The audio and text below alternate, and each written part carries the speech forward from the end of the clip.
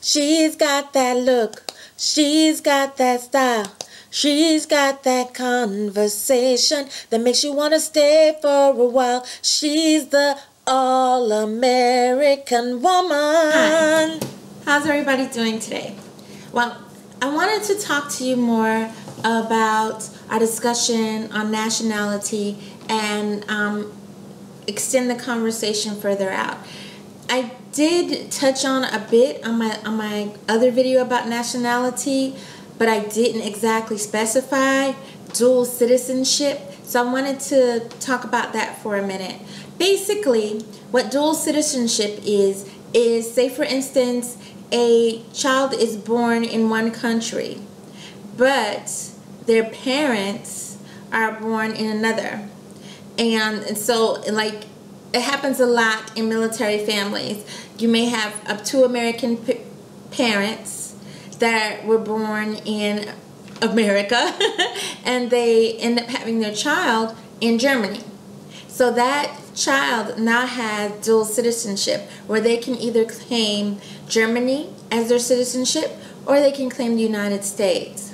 And it happens in other countries as well, where that person has dual citizenship, and they can claim, or they don't have to. They could just say that they are American, or they could say they're German American. Now, does this mean that they have a German ethnicity or German ancestral lineage? No, but it means that they were born in Germany and they can claim that as their home of record or their nationality.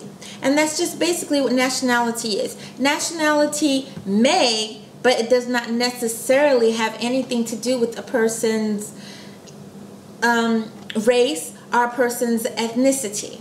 And I don't want to get into race today because I want to talk more about ethnicity, because I think that's where a lot of people get confused. There's no such thing as an American lineage. That's just your nationality. But how far in your ethnic background that things go, how far, like, say for instance, your parents were probably have the ethnic background of being Asian. So if they have that ethnic background, and then they can go back even further and say they were Japanese or things like that. Now, we all know that when we're speaking geography wise, there are many different types of designations. So we have lands, which is our towns, I should call them towns, which is smaller than a city. Then you have your cities, you have your states, and that's just here in the United States. It may be a little bit different in other geographical locations. But after your state comes your country. Now, we know there are multiple countries all over the world. And then you have, after your countries, comes continents. Now, there are only 7 continents. And again, they're all over the world. I brought my handy dandy globe with me today to help us out with that. Now, I'm going to see if I can remember them by heart. Usually I can. When I remember. Okay, so Antarctica, Africa, and Australia are my 3 A's.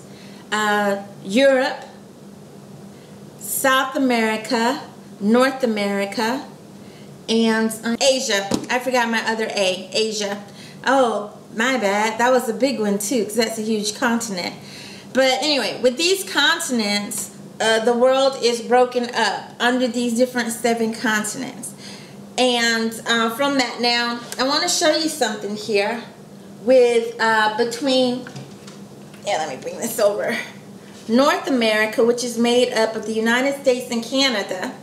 And then what we have is South America, which is this huge area here. And in between, and South America is mostly like your land starting here from Colombia all the way down to,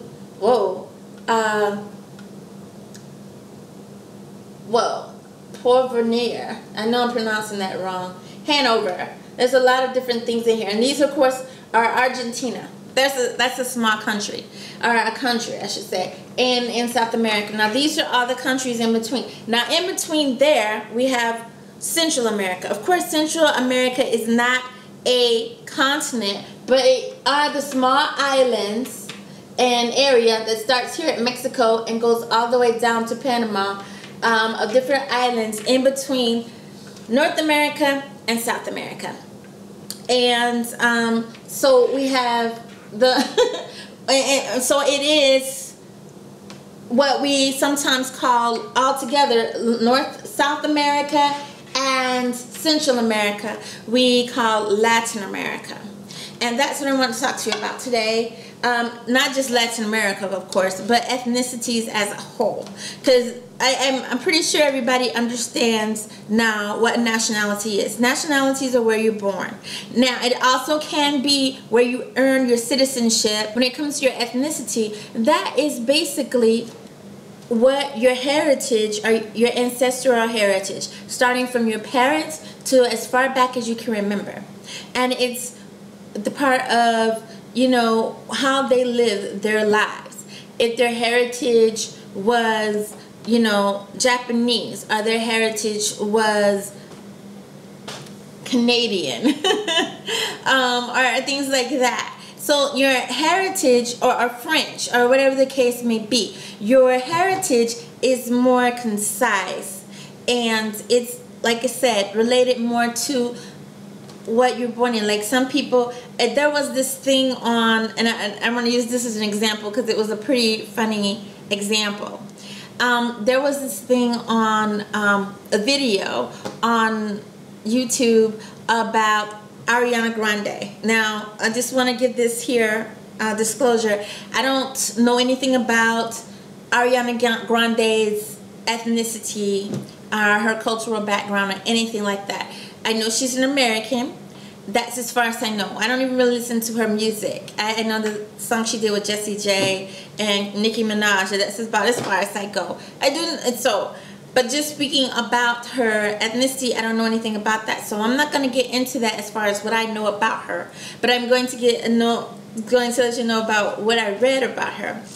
There was this correspondent on the television that was saying that the whole thing, and I don't want to get into it because I thought that was really crazy how much of a big deal was made about that, but the incident that Ariana Grande was involved in at the donut shop, and what she did, the correspondent said she was estúpida, and estúpida is the Spanish word for stupid. Or you can just say loco, crazy. That's mine. But, you know, those are probably two different things. Anyway, and so somebody got onto, did an article about this statement that this news correspondent made, saying that, you know, she's not of Latin descent, or she's not Latina. And I'm like, okay. And a lot of people were like, what does that have to do with her being estúpida? Just because you use a Spanish word doesn't necessarily mean she's Spanish. But then I was reading some of the comments because I was just interested in what people had to say about this. And a lot of people started getting into ethnicity and nationality, didn't know what they were talking about, and they just said a lot of crazy stuff. But I want to explain too that sometimes that happens with the term Latin or Latin American or Latino and Latina. That sometimes happens. It becomes confusing to some people. So I want to kind of break it down for people. And to do that, I am going to use not only my handy dandy globe, but I'm also going to use my handy dandy Webster's Dictionary. Now, this is only going to take a few minutes, I promise. So, just to break it down for you, when you're talking Latin, it's mainly about the language and the culture. It's not about ethnicity. It's not about nationality. But I'm going to let you know what it says as far as the definition for Latin. There are a couple of definitions here.